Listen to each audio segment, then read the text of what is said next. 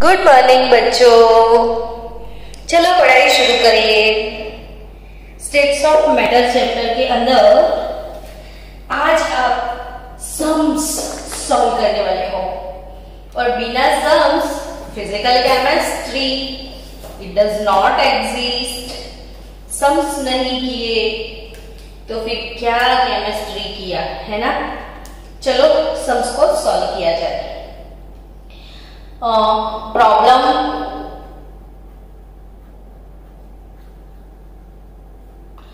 Based on Charles law.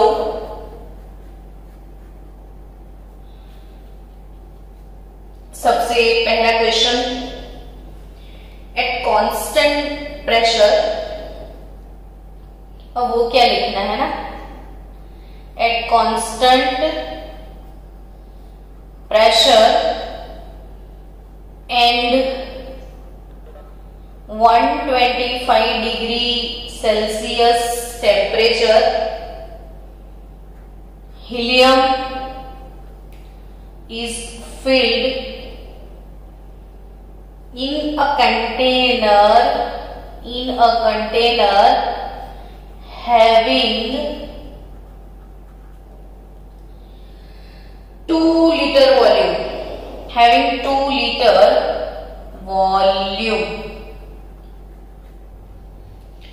If the temperature in degree Celsius, if temperature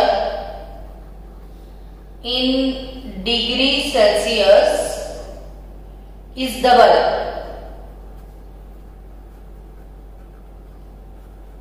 then volume of helium gas at that temperature, then volume of helium gas at that temperature.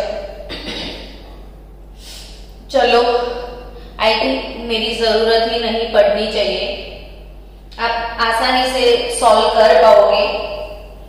मैं आपको 5 minute दूंगी क्योंकि sums में मैं सीधा सीधा solve करवा दूं तो आपकी प्रैक्टिस कैसे होगी। सो आपको 5 मिनट दिया ये वाले सम को solve. At constant pressure, temperature T1 is 125 degree Celsius और डिग्री सेल्सियस वाला टेम्परेचर चार्ल्स लॉ में आप अप्लाई नहीं कर सकते हो, क्योंकि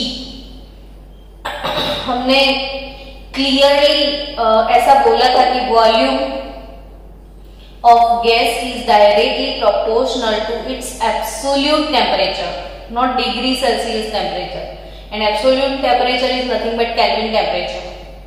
सो 273, तो 125 plus 273 it is 398 Kelvin, and volume at that temperature it is 2 litre.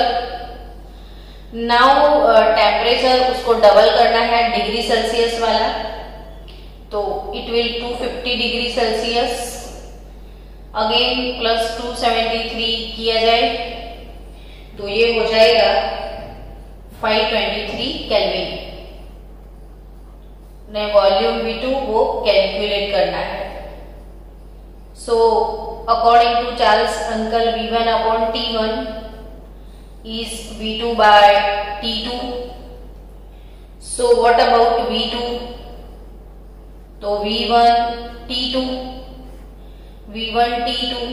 by T1, so V1 2 liter, T1 398 upon V1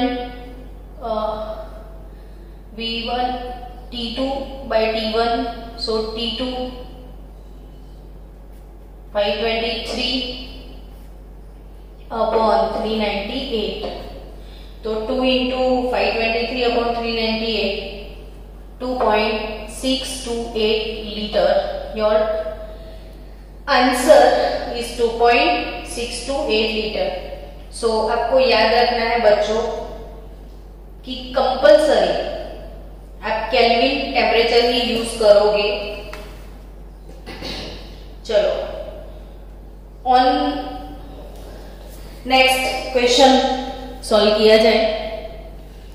दूसरा क्वेश्चन है on a sheep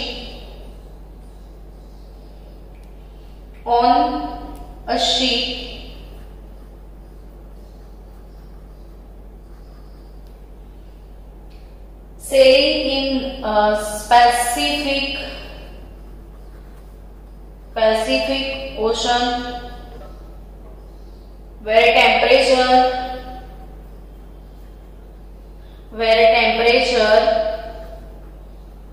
is 23.4 degree Celsius. भाई शीप में शुभ बैठा है, शुभ शीप लेके घूम रहा है पैसिफिक ओशन में, जहां टेम्परेचर अभी कितना है पैसिफिक ओशन में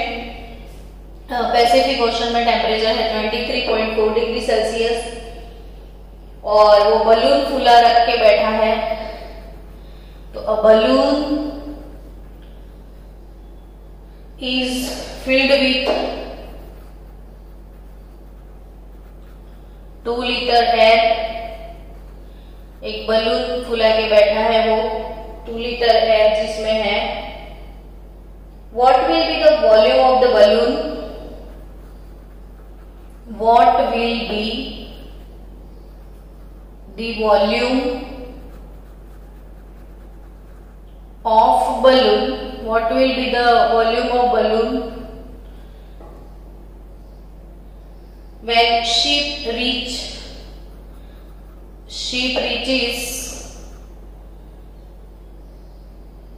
Indian Ocean? Ship reaches Indian Ocean where temperature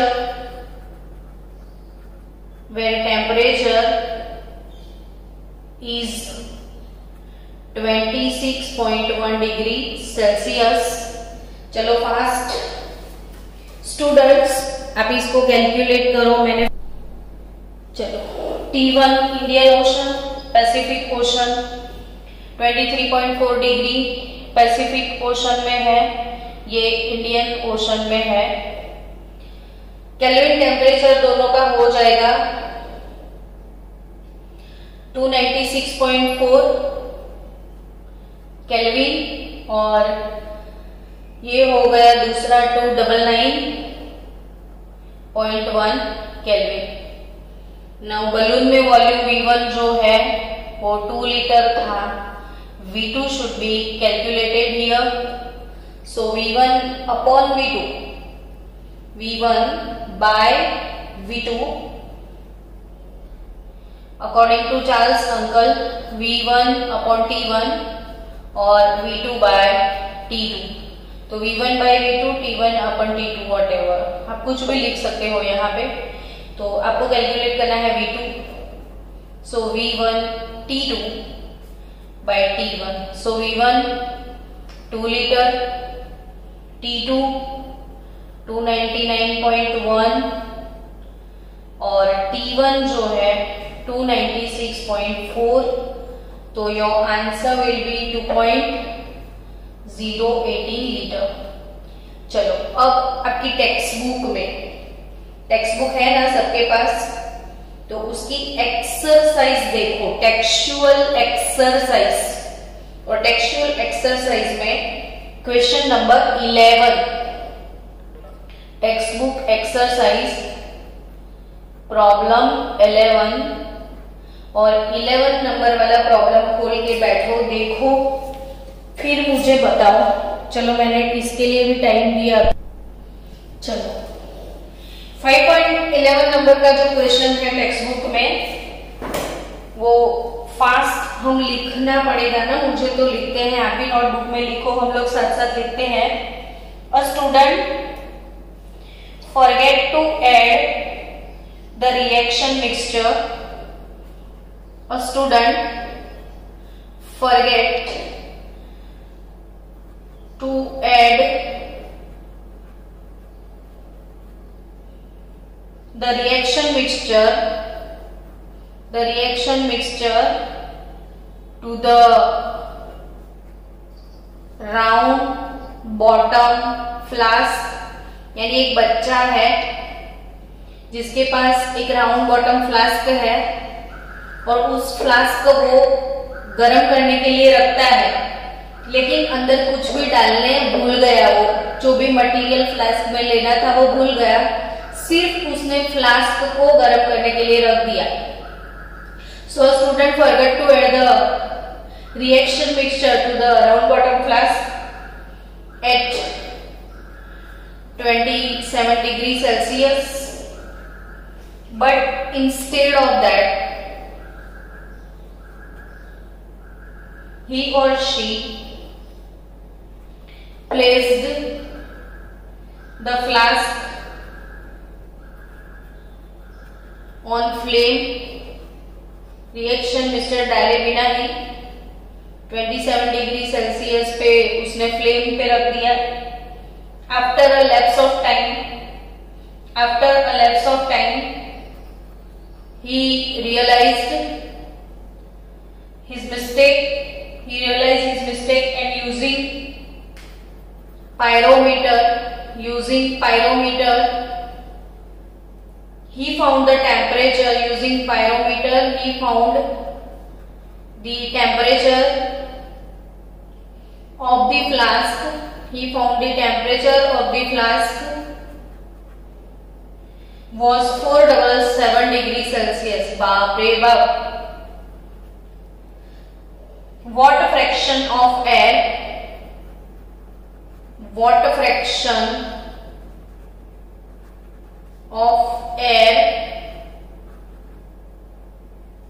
would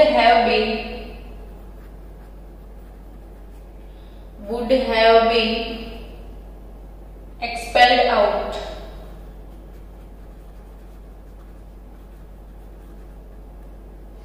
ठीक है, तो very nice question of our text book exercise. समझ गए बच्चों आप? तो ये एक एक्स्ट्रा ऑर्डिनरी क्वेश्चन है। ये वाला सेम क्वेश्चन नीट के पेपर में भी एक बार पूछ लिया था, यानी ये जी मेन नीट इसका फेवरेट क्वेश्चन है। सो बच्चों आप ट्राई करो, 5-7 मिनट ट्राई करोगे तो समझ में आएगा कि कैसे। That's good. A student forget to add the reaction mixture to the round bottom flask at 27 degree Celsius. So temperature T1 is nothing but 27 degree Celsius plus 273, तो it's a 300 Kelvin. Done. यहां तक तो आप समझ चुके हो। Now final volume V2। तो temperature T2 जब उसको पता चला कि भाई हमने गड़बड़ी किया, वेट फॉर 1 मिनट इसी। चलो टेम्परेचर T1 300 केल्विन, T2 477 और 477 डिग्री सेल्सियस।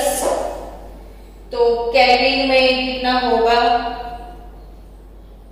तो केल्विन टेम्परेचर 273 कर दिया जाए तो 7 + 3 0, 7 7 14 और 4 2 6 750 केल्विन।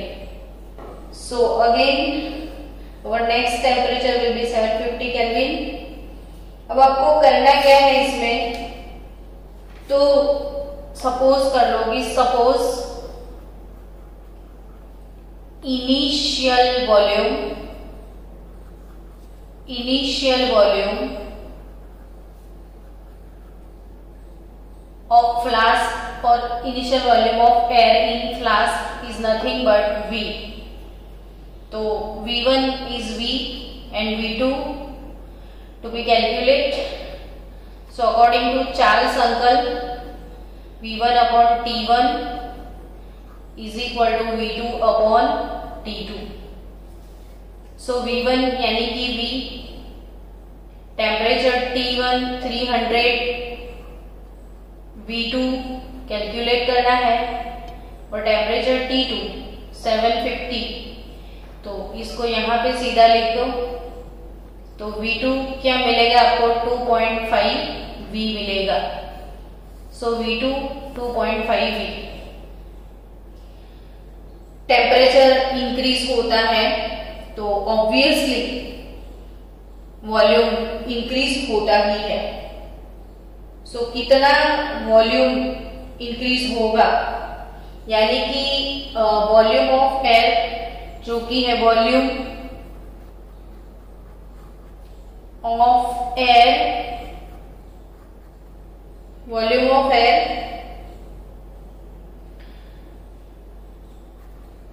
expelled out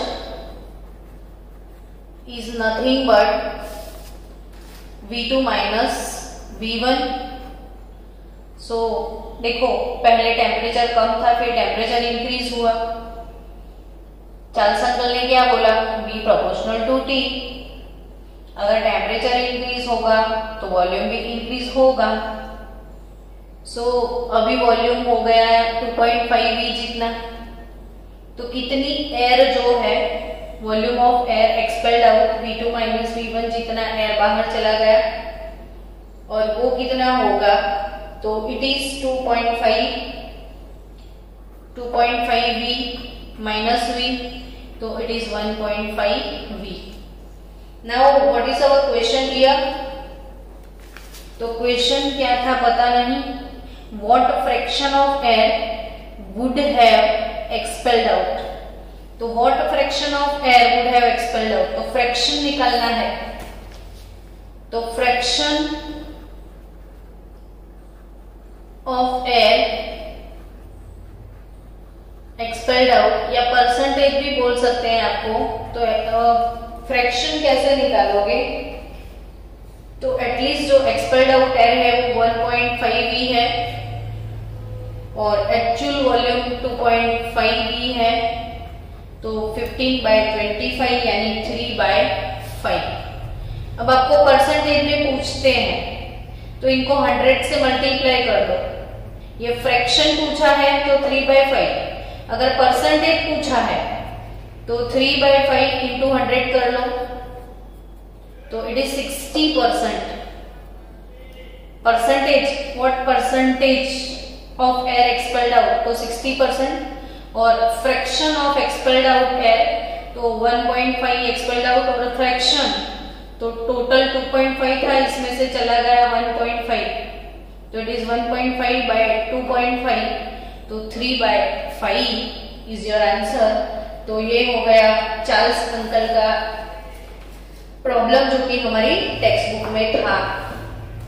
चलो एक दो ऐसे क्वेश्चन है जो मैं आपको लेक्चर अपना खत्म हो जाएगा तब प्रैक्टिस के लिए आपको सेंड कर दूंगी, डेली प्रैक्टिस प्रॉब्लम्स।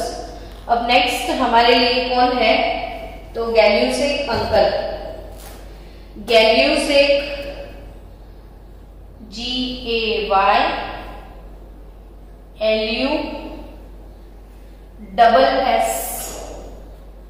GAYLUSSAC गैल्यूसेक्स लो। ये सबसे पहले आपने पढ़ लिया बॉयल अंकल। बॉयल ने आपको क्या बॉयल करके खिलाया, तो प्रेशर वर्सेस वॉल्यूम का रिलेशन दिखाया। फिर चार्ल्स ने आपको वॉल्यूम और टेम्परेचर के बीच का रिलेशन सिखाया। और अब आए हैं गैल्यूसेक, तो प्रेशर और टेम्परेचर का रिलेशन सिखाने वाले हैं। मैंने आपको पहले ही लेक्चर में वो सिखा दी थी एक चीज कि भाई आपको याद रखना है प्राइवेट ट्रायंगल PVT। जब भी भूल गए आप कि गैल्यूसेक में क्या था, चार्ल्स में क्या था, अगर भूल जाते हो तो PVT प्राइवेट ट्रायंगल बो चागे, तो बो चागे प्राइवेट ट्रायंगल। देखो अब P और V वर्किंग तो टेम्परेचर कांस्टेंट, V और T working, pressure constant, P और T वर्किंग, वॉल्यूम कांस्टेंट, यानी गैल्यूसेक में वॉल्यूम कांस्टेंट। तो एट कांस्टेंट वॉल्यूम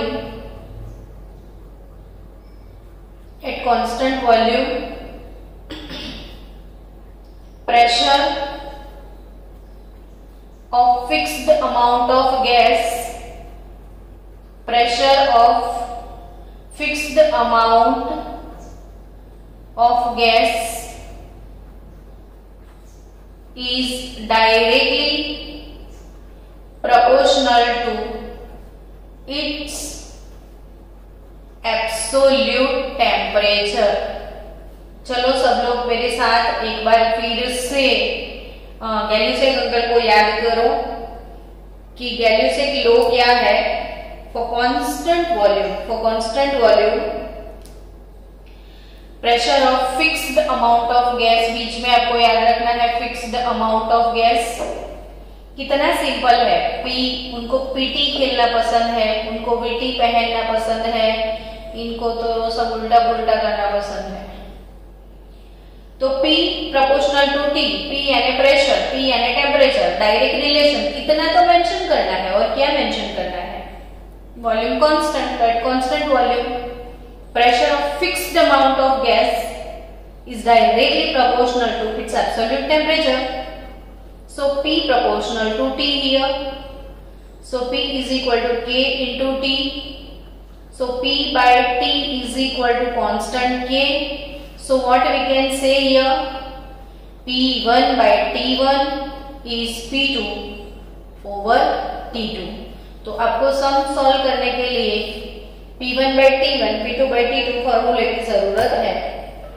अब इतने सारे ग्राफ मैंने सिखाए हैं, तो गैल्यूसेक ग्राफ आप खुद स्टडी करना घर पे, ठीक है। तो भी जल्दी जल्दी में एक बार बता देते हैं कि भाई प्रेशर वर्सेस टेम्परेचर T, अगर ये डायरेक्ट रिलेशन है तो ऑब्वियसली स्ट्रेट लाइन होता है। डायरेक्ट रिलेशन है तो ऑब्वियसली स्ट्रेट लाइन होता है। और ये स्ट्रेट जो ग्राफ है, मैथ्स वालों को पता होगा कि y is equal to mx plus c का जो प्लॉट है वो हमेशा लीनियर आता है ना। और ये जो ग्राफ है ना, इसका टेंजेंट भी, मतलब ये जो ग्राफ आया तो इसका टेंजेंट भी ऐसे निकलता है, जिसको हम स्लोप बोलते हैं। तो ये जो स्ट्रेट लाइन है, इसके साथ ये एंगल थीटा होता है। और मैथ्स वालों को ये भी पता है कि टेन थीटा क्या होगा, शायद 10th में भी होगा ये। तो टेन थीटा, तो tan theta A B C अगर मैंने लिया तो BC टेन थीटा यानी साइन अपॉन कॉस, तो BC अपॉन AB होता है ना। तो ये जो BC की वैल्यू, मतलब आप यहां से ऐसे ड्रॉ कर लो लाइन स्केल से, यहाँ कुछ ना कुछ वैल्यू तो लिखी होती है, तो बस इतने बीच में कितना टेम्परेचर होता है वो निकाल दो। फिर ये वाली लाइंस को यहाँ पे भेज दो, तो यहाँ कितना प्रेशर है वो देख लो। और this upon this is nothing but slope. अगर आपने इधर थीटा एंगल बनाया तो AB अपॉन BC हो जाएगा। तो AB अपॉन BC कर लो तो स्लोप मिल जाता है। तो ये मैथ्स वालों को ज्यादा पता होगा कि y is equal to mx plus c का जो ग्राफ है ना, वो हमेशा लीनियर होता है।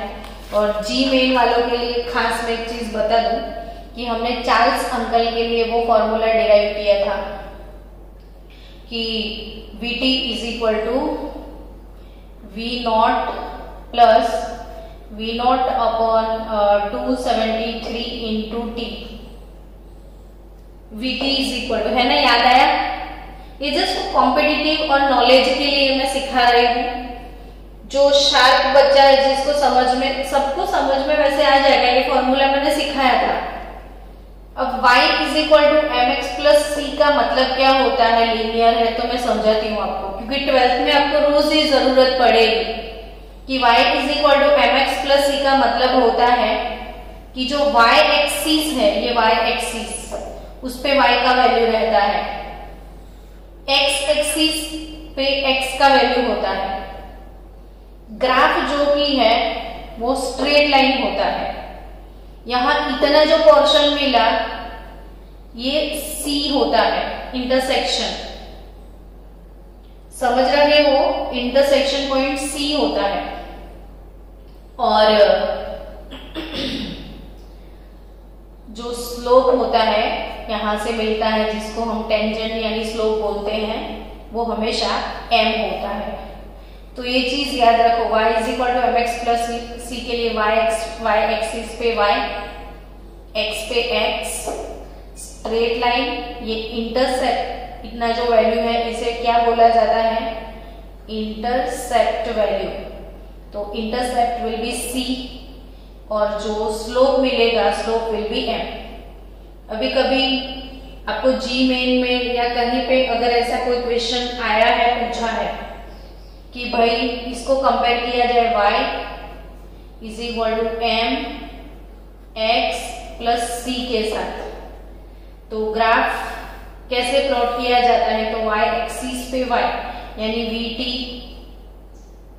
x यानी t यानी vt वर्सेस t का प्लॉट, vt वर्सेस t का प्लॉट वॉल्यूम टेम्परेचर इंक्रीज होगा तो ऐसे मिलेगा, ओरिजिन पॉइंट से स्टार्ट नहीं होगा क्योंकि y is equal to M X plus C है, तो ऑब्वियसली ये c value is nothing but original volume v naught. And what is our slope, तो स्लोप विल बी m, तो m क्या है, तो v नॉट अपॉन 273। एक बार जी main में शायद एक क्वेश्चन मैंने देखा था, कौन से ईयर में है वो नहीं पता है, लेकिन मैंने कहीं पे देखा हुआ है। वेट फॉर 1 मिनट, अगर मुझे मिलता है कोई बुक में तो मैं आपको बोल दूं।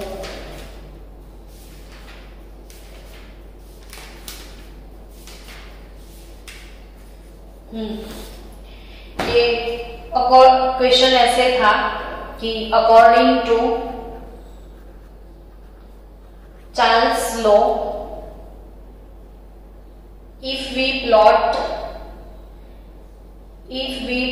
V versus T,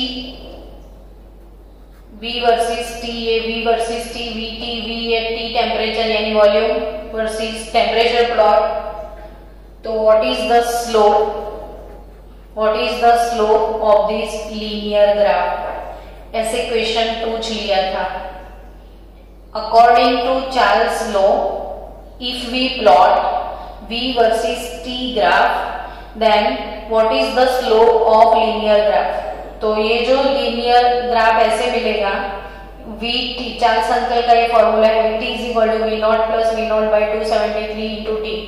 इसको कंपेयर किया जाए y is equal to mx plus c के साथ, तो ये वाला एक्सिस पे y एक्सिस पे y, x एक्सिस पे x, जो स्लोप मिलता है वो m और जो इंटरसेप्ट होता है वो c, और इसको मैंने कंपेयर किया तो y पे v आएगा, x की जगह t आएगा, स्लोप है v नॉट बाय 273, तो स्लोप क्या है वही क्वेश्चन था, तो आंसर v नॉट अपॉन 273 ये स्लोप हो जाएगा। और इंटरसेप्ट वैल्यू जो है इंटरसेक्शन पॉइंट पे वो है v नॉट, तो ये वैल्यू है v नॉट। और अभी बीच में आया रास्ते में तो मैंने ये सिखा दिया, कहीं कॉम्पिटिटिव लेवल पे आपको काम में आए इसलिए।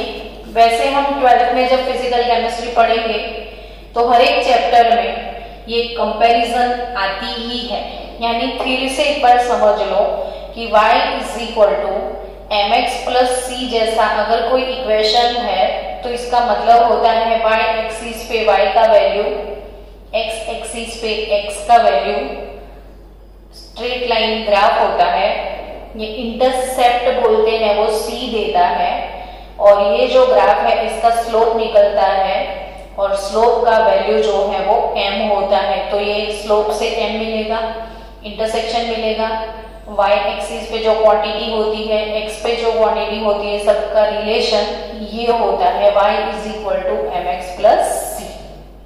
चलो हम गैलियोसेक अंकल की बात करें। सबके सब सॉल्व किए और गैलियोसेक ने नहीं किए तो उनको बुरा लगेगा। So we are going to solve Gay Lussac question. चलो गैलियोसेक प्रॉब्लम, गैलियोसेक प्रॉब्लम में फर्स्ट प्रॉब्लम है enclosed vessel, enclosed vessel at 27 degree Celsius temperature, enclosed vessel at 27 degree Celsius temperature, N2 gas is filled having pressure 2 bar, having pressure 2 bar. Find the pressure, find the pressure of gas if the temperature is 77 degree Celsius। चलो मैं नहीं करवाऊंगी solve, तो भी अब कर लोगे solve, मुझे पता है कैसे सॉल्व करेंगे। तो क्लोज वेसल है, टेम्परेचर T1 है 27 डिग्री सेल्सियस, नाइट्रोजन गैस उसमें भरा हुआ है, उस वक्त उसका प्रेशर है 2 bar. Find the pressure of gas यानी P2 आपको फाइंड करना है जब टेम्परेचर हो जाएगा 77 डिग्री सेल्सियस। सो बच्चों दोनों में 273 ऐड किया जाए तो अकॉर्डिंग टू गैलियोसेक अंकल P1 by T1 is equal to P2 upon T2। P1 2 bar, T1 300, P2 जो है कैलकुलेट करना है और T2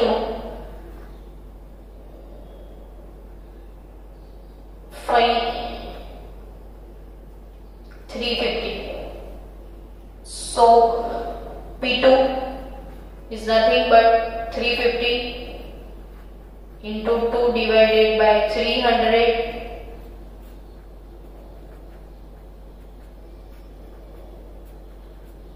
seven by 3 almost 2.33 bar pressure. तो प्रेशर कितना होगा P2 2.33 बार। तो चलो बच्चों ये हो गया सब गैलियोसेक अंकल का कमाल। कल हम शुरू करेंगे एवोगैड्रो से। तो कल का टॉपिक होगा एवोगैड्रो और मैं आपको प्रॉब्लम्स भेज रही हूँ प्रदीप से, आप बैठ के सॉल्व करना।